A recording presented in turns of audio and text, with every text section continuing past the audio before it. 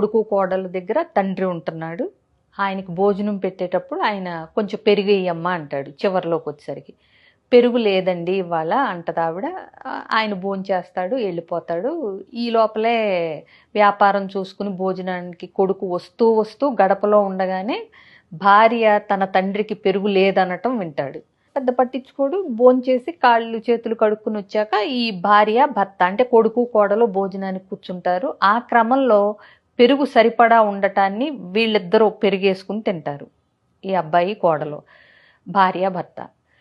తిన్నప్పుడు కొడుక్కి మనసు బాగా చివుక్కుమంటుంది. ఎందుకంటే తండ్రి పడిన కష్టం ఏంటో, తండ్రి వ్యాపారాన్ని తనకు అప్పచెప్తే తను ఎంత మంచి స్థాయిలో ఉన్నాడో, ఇవాళ తను ఇలా ఉండటానికి తండ్రి చెమటోడ్చి కష్టపడి సంపాదించి ఎంత ప్రేమగా పెంచాడో తనకు తెలుసు.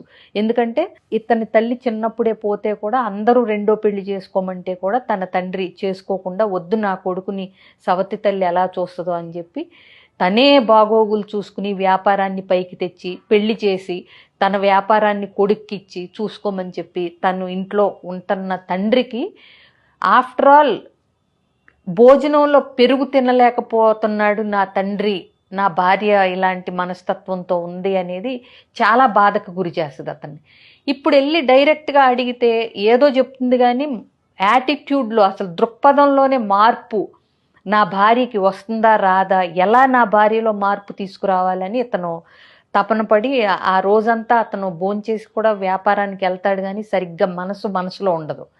ఆలోచించి రాత్రల్లా నిద్రపట్టక ఆలోచించి ఒక ప్లాన్ వేసి భార్యని మార్చుకోవటం కోసం ఏం చేస్తాడంటే తెల్లవారుజామునే ఇంకా భార్య లేవదు వాళ్ళ నాన్నని తీసుకెళ్ళి 2-3 ఊళ్ళ అవతల తెలిసిన వాళ్ళు ఉన్న ఊర్లో ఒక మంచి ఇల్లు ఏర్పాటు చేసి అక్కడ తండ్రికి కావాల్సిన అన్ని సౌకర్యాలు అన్నీ సమకూర్చి ఒక వారం రోజులు మీరు ఇక్కడ ఉండండి నాన్నగారు, పని ఉంది, నేను తర్వాత చెప్తాను ఏ సంగతి, మీరు ఇక్కడ ఉండండి అని చెప్పి ఇంటికి వచ్చేస్తాడు. మామూలుగా ఉంటాడు.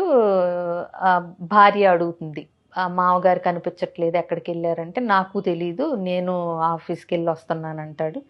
అయిపోతుంది. 4 రోజులైనా మామగారు రారు. భర్త కూడా ఆ దుర్దా పడుతున్నట్టు నాన్న ఎక్కడున్నాడు అనుకుంటా ఉంటాడు. ఓ 4 రోజుల తర్వాత గుమస్తా వస్తాడు ఇంటికి, వ్యాపారంలో పనిచేసే గుమస్తా. వచ్చినప్పుడు ఏంటి అసలు మా మాంగారు ఆచూకీ తెలియట్లేదు, అసలు మీకన్నా ఏమన్నా వాకపు చేస్తున్నారా, తెలిసిందా అని అంటే, అదేంటండి మీకు తెలీదా, ఆయన 2 ఊళ్ళ అవతల ఆయన ఇల్లు తీసుకుని అక్కడ ఉన్నాడు, ఆయన పెళ్లి ఏర్పాట్లు చేసుకుంటున్నాడు సంబంధం చూసుకుని, అలాగే ఇప్పుడు ఈ ఇల్లు ఆయనదే కదా మీరు ఉంటున్నది, పెళ్లి చేసుకున్న తర్వాత ఆవిడ్ని తీసుకుని డైరెక్ట్గా ఇక్కడికే వస్తారంటే